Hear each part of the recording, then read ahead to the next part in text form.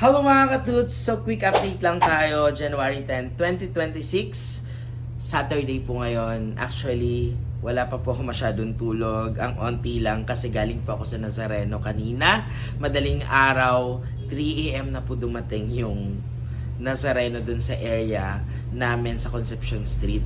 And normally po, last year or sa nung mga nakaraang taon, 9 or 10 PM dumadaan na po. Pero sabi nila, nasira daw po ang dalawang gulong nung pinagsasakyan ng Nazareno.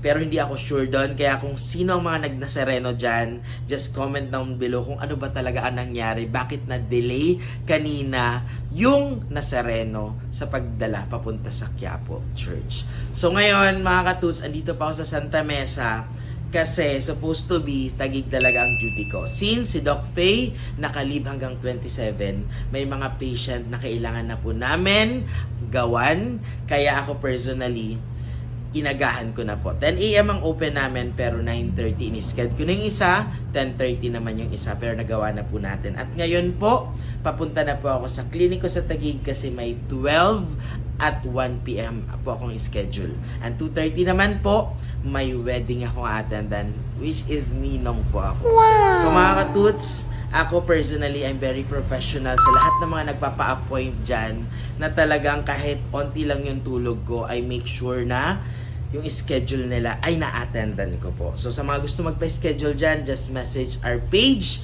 MMG Smile Dental Clinic, and don't forget to smile!